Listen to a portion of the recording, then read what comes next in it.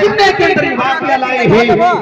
کہتے ہیں ابو قلابہ رحمۃ اللہ علیہ غور اے لوگوں کے اوپر ظلم کرنے والے لوگوں کو ستانے والے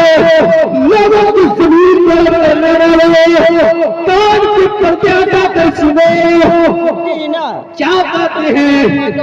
ابو قلابہ رحمۃ اللہ علیہ ان کا نام عبد الرحمن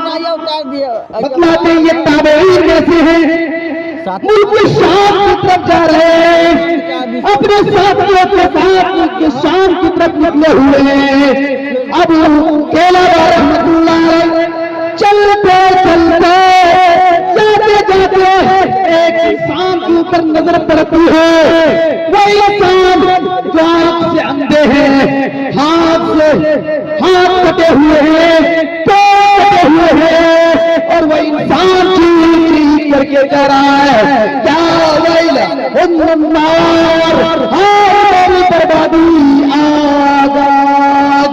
حضرت ابو قلابہ رحمۃ اللہ علیہ آگے بڑھتے ہیں اور انسان سے پوچھتے ہیں جس کا ہاتھ بھی کٹا ہوا ہے پیر بھی کٹا ہوا ہے اور بینائی بھی ختم ہو چکی ہے اور وہ چلا چلا کر کے کہہ رہا ہے ہائے میری بربادی آغاز ابو قلابہ پہنچتے اور کہتے ہیں کیا بات ہے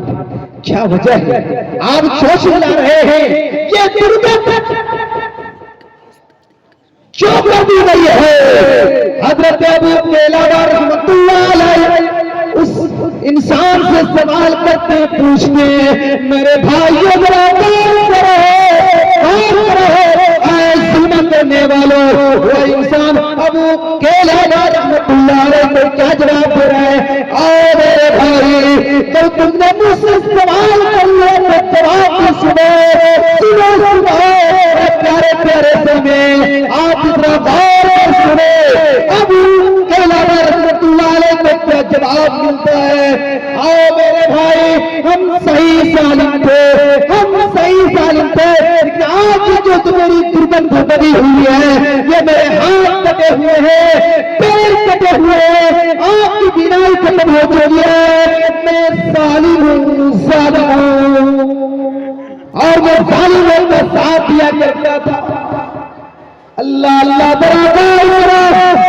وہ انسان ابو قلابہ کو کرے جس کا ہاتھ بھی کٹا ہوا ہے میں ظالم ہوں اور ظالموں کا ساتھ دیا کرتا تھا ایک مرتبہ حضرت عثمان غنی رضی اللہ تعالیٰ عنہ کے گھر کو تلواریوں نے گھیر لیا حضرت عثمان غنی رضی اللہ تعالیٰ عنہ کے پاس جا کر کے ان تلواریوں نے مارنا شروع کیا اس میں بھی شامل حضرت عثمان غنی کی بیوی نے چیخنا شروع کر دیا لے لے میرے شور کو مت بتاؤ میرے شور کو مت مارو میرا شور میں قصور ہے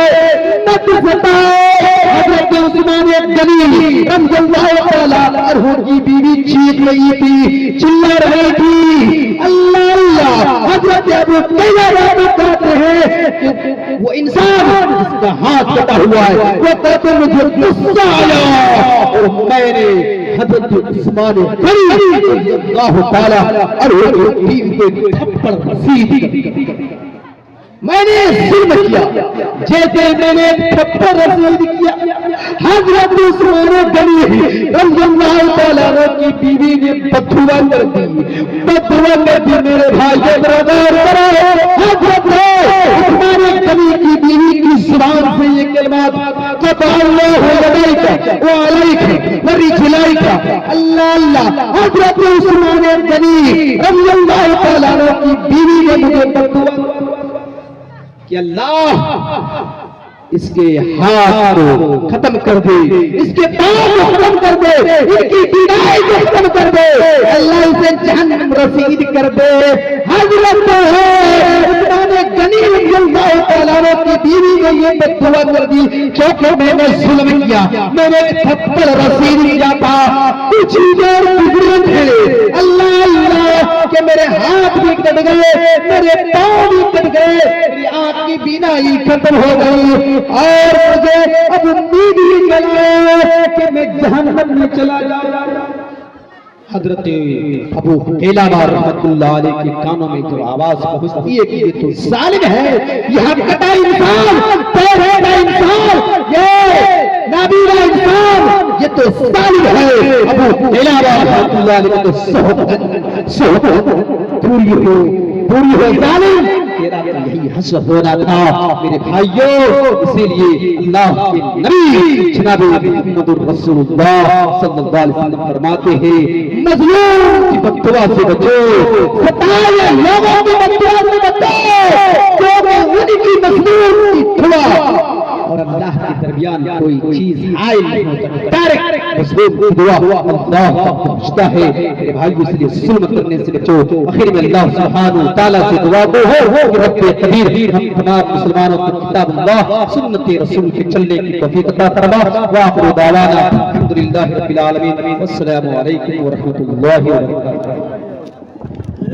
جزاکم اللہ الجزاء۔ یہ نہیں نہ تھا آپ کے پاس؟ ماشاء اللہ تبارک اللہ، بڑی دلجمی سے آپ لوگ سن رہے ہیں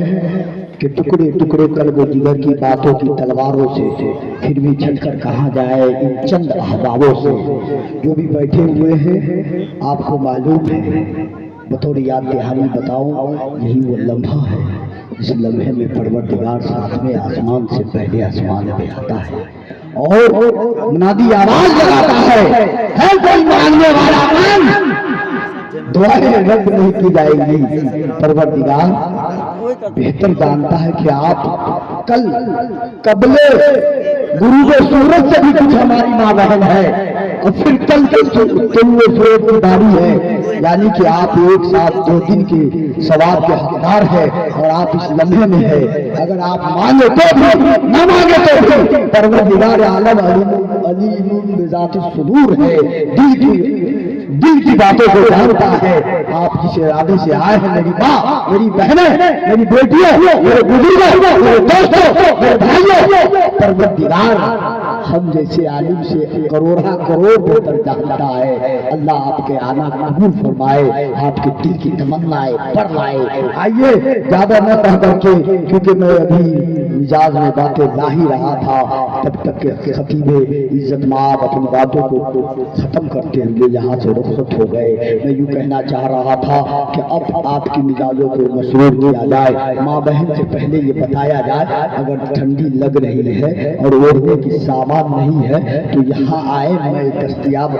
رکھا ہوں یا تیار رکھا ہوں بچوں کو اوڑھنے کے لیے۔ یہاں سے آپ یہ کمبل لے جا سکتے ہیں اور جاتے وقت پھر لا کر یہاں رکھ دیں گے انشاءاللہ، اور آپ گھبرائے نہیں، انشاءاللہ تقریر ہے اور پروگرام چلتا رہے گا، کیونکہ آپ کے لیے جو پروگرام بچایا گیا ہے۔ جو یہاں گاؤں والے تھے وہ تو سن کے چلے گئے، اصل تو آپ ہے۔ کہتا ہے نہیں کہ وہ جو ہے اصل مکھن، ہر چیز میں ایک چیز نچوڑ ہوتا ہے، باتوں کی مغز۔ اسی طریقے سے پروگرام کے کامیابی کی اصل آپ کی موجودگی ہے۔ ایسے پل میں ہے پروردگار آپ کے بیٹھنا قبول فرمائے۔ آئیے آپ کے مزاج کو تھوڑا سا فرحت، مزاج میں فرحت لائی جائے اور تھوڑا سا غموڈیت کو دور کی جائے۔ وہ بیٹے منظور کلام میں توحید کی دلیل آئیں گے، وہی دینے منظور کلام میں توحید کی دلیل آئیں گے، وہی دینے منظور کلام میں توحید کی دلیل آئیں گے۔ آغاز جلسہ جن کے حمد خوانی سے ہوا وہی شاعر جبرائیل آئیں گے۔ میں پر جبرائیل بھرت پوری شاعر نیپال، اچھے ترنم کے مالک اور قائل، پر افسوس ہے میں یہ کہہ دوں دھیرے سے کہ ہر فلم میں تھوڑا سا تعصب ہے۔ اس وجہ سے شیخ عزت مآب کی خصوصیت ہے کہ جب بھی بلایا جاتا ہے تو آتے ہیں ماشاءاللہ، کیونکہ پچھلے سال تو ان کی باری نہیں آئی، میں نے یہ حق ادا کیا، آغاز سے کیا ہے انشاءاللہ، اختتام بھی ان سے، اور کلمات دعائیہ خیر صدر عزت مآب سے کیا جائے گا۔ اگر اجازت نہیں اگر رہ پائیں گے تو ہم تو ہے ہی ہے صبح ہونے تک۔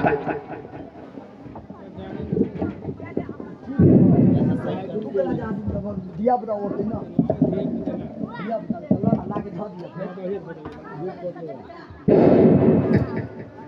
السلام علیکم ورحمۃ اللہ وبرکاتہ.